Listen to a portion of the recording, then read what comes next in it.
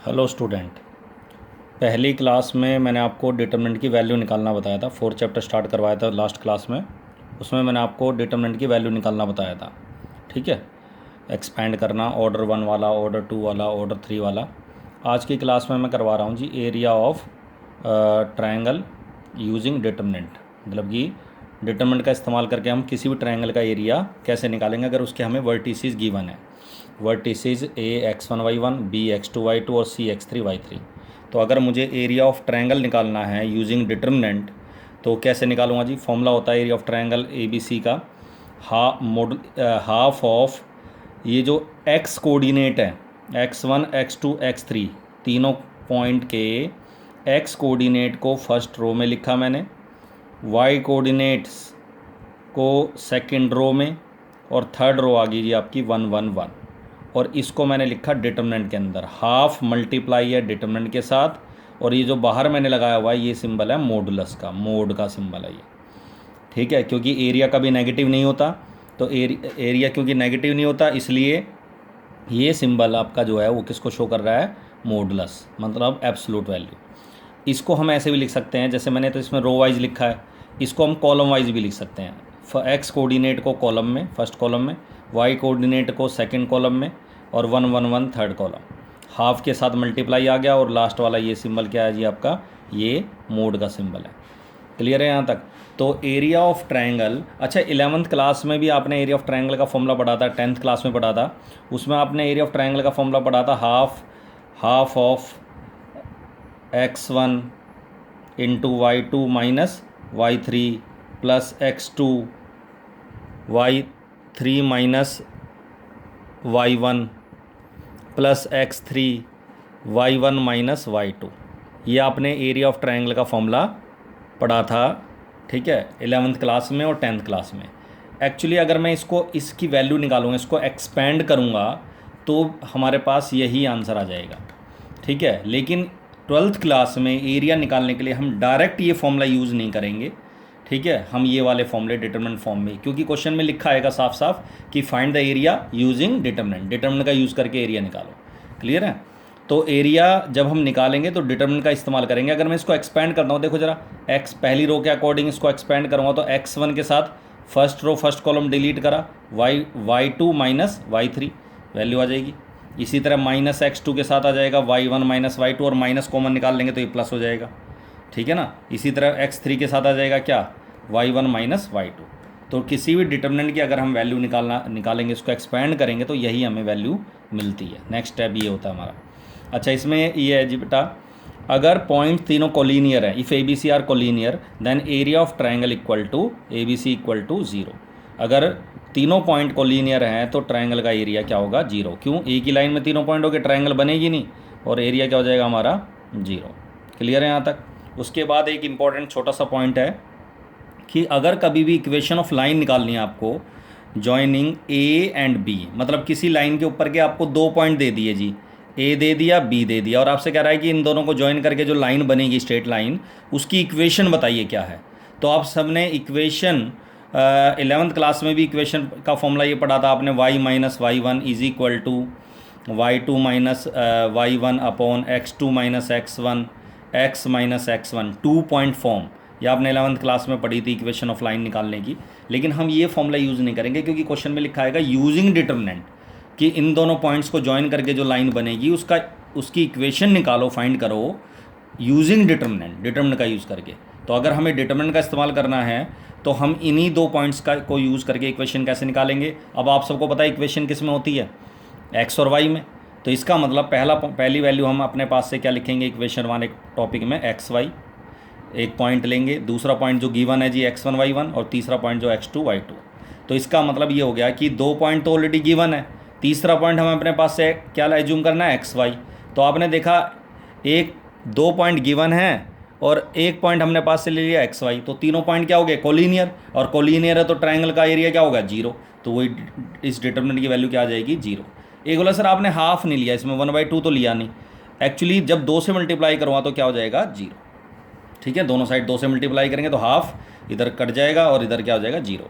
तो इसका मतलब डिटरमिनेंट इक्वेशन निकालनी है तो एक वैल्यू तो क्या लेंगे हम, एक्स वाई, एक क्या लेंगे x1 y1 और दूसरी वैल्यू क्या लेंगे x2 y2, और थर्ड कॉलम में क्या ले लेंगे 1 1 1। क्लियर है यहाँ तक? तो ये एरिया ऑफ ट्रायंगल कभी भी निकालना है तो डिटरमिनेंट का यूज़ करेंगे। जैसे क्वेश्चन देखो, find the area of the triangle, given point है ABC, 3 पॉइंट गिवन है। अच्छा, इसका एरिया निकालना है तो ये मोड के अंदर लिखा मैंने, मॉडुलस ऑफ हाफ x, इस तीनों पॉइंट के x कोऑर्डिनेट 3 -4 5 मैंने क्या लिखा कॉलम में, फर्स्ट कॉलम में। y कोऑर्डिनेट 8 2 1 मैंने लिख दिया जी सेकंड कॉलम में, और 1 1 1 थर्ड कॉलम में। ये डिटरमिनेंट के अंदर लिखा मैंने, और ये मोड का साइन बंद हो गया। तो बाहर वाला जो सिंबल है ये मोड का है, और अंदर वाला जो सिंबल है वो डिटरमिनेंट का है। अब हम किसकी वैल्यू निकालेंगे? पहले डिटरमिनेंट को एक्सपेंड करना बताया था मैंने लास्ट क्लास में, तो दोबारा देख लो प्रॉपरली, फिर बता रहा हूँ। मोड तो ऐसे ही रहेगा, हाफ ऑफ, ठीक है। जब मैंने बताया था किसी भी ऑर्डर 3 वाले डिटरमिनेंट की वैल्यू निकालेंगे तो किसी भी एक रो का यूज़ करके हम उसकी वैल्यू निकालते हैं।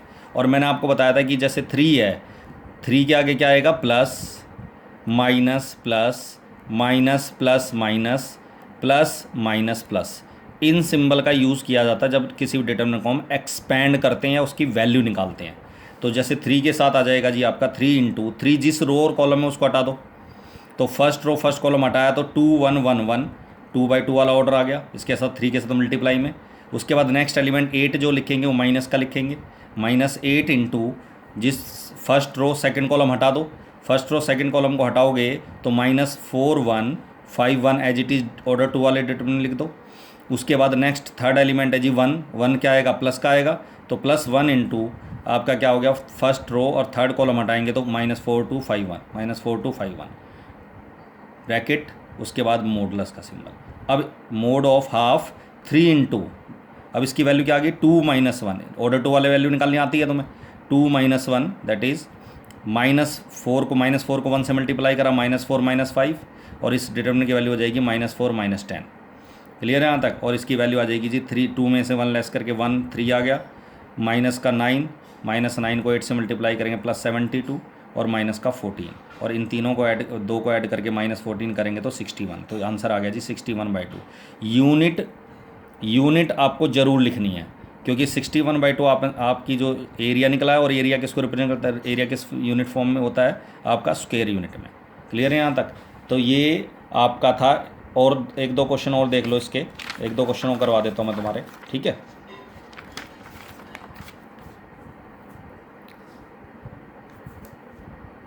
देखो,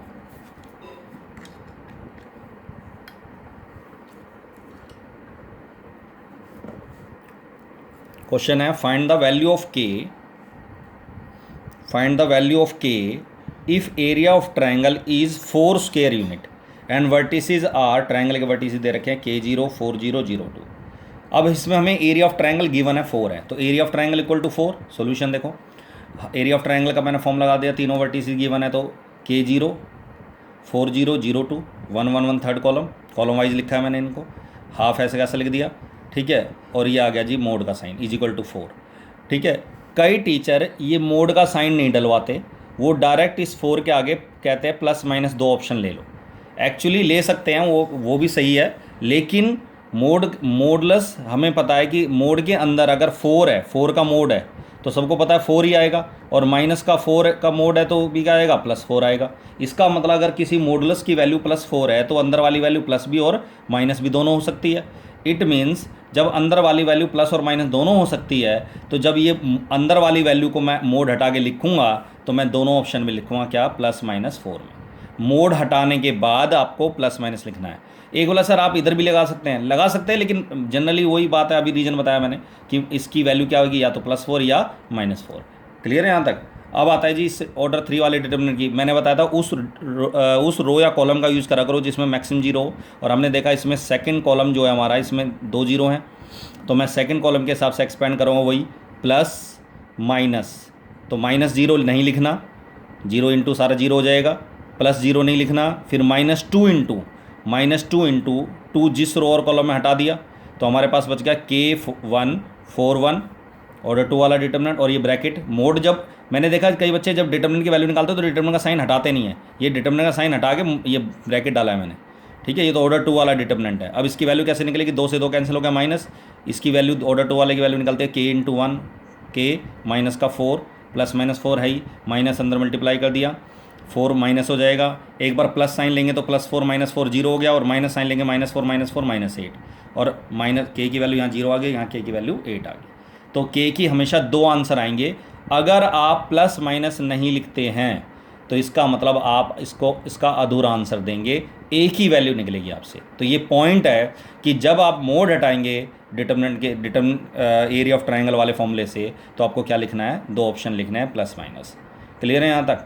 एक और देख लो question, find the equation of line joining A B. दो पॉइंट दे रखे हैं, दो पॉइंट को ज्वाइन करके जो लाइन बनेगी, स्ट्रेट लाइन बनेगी, उसका इक्वेशन निकालो।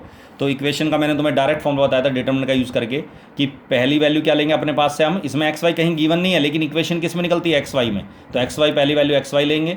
ठीक है, एक पॉइंट हो गया 1 3, दूसरा पॉइंट हो गया 0 0, तो ये मैंने पॉइंट लिख दिया, और 1 1 1 थर्ड कॉलम में। अच्छा, एक और चीज़, एक बोला सर अगर हम यहाँ 1 3 लिख दें, यहाँ 0 0 एक्स वाई लास्ट में लिख दे तो भी कोई दिक्कत नहीं, आप कहीं भी लिख सकते हैं। क्लियर है यहाँ तक? अब इसको एक्सपेंड करेंगे तो वही मैक्सिमम जीरो वाला थर्ड रो है, मैक्सिमम जीरो, तो प्लस माइनस प्लस, तो यहाँ से स्टार्ट करेंगे तो प्लस 0 इंटू नहीं लिखना, माइनस 0 इंटू नहीं लिखना, क्योंकि जीरो हो जाना सारा, और प्लस 1 इंटू 1 जिस रो और कॉलम में हटा दिया। तो ये जो ऑर्डर 2 वाला ये जो डिटरमिनेंट आएगा, इसकी वैल्यू कैसे निकलेगी, 3x माइनस वाई, ये वैल्यू आ गई 3x माइनस वाई बराबर 0, this is the answer, value आ गई। क्लियर है यहाँ तक? तो ये आपकी दूसरी क्लास है चैप्टर 4 की डिटरमिनेंट की। क्लियर है? मेरे हिसाब से ये आपको समझ में आ गया होगा। ठीक है, अगली क्लास आपकी अगली क्लास अगला वीडियो नेक्स्ट बनाएंगे बेटा आपका, उसमें मैं आपको सिखाऊंगा माइनर कोफैक्टर कैसे निकालते हैं किसी भी एलिमेंट के, minor and cofactor, minors and cofactors. Clear है? That's all.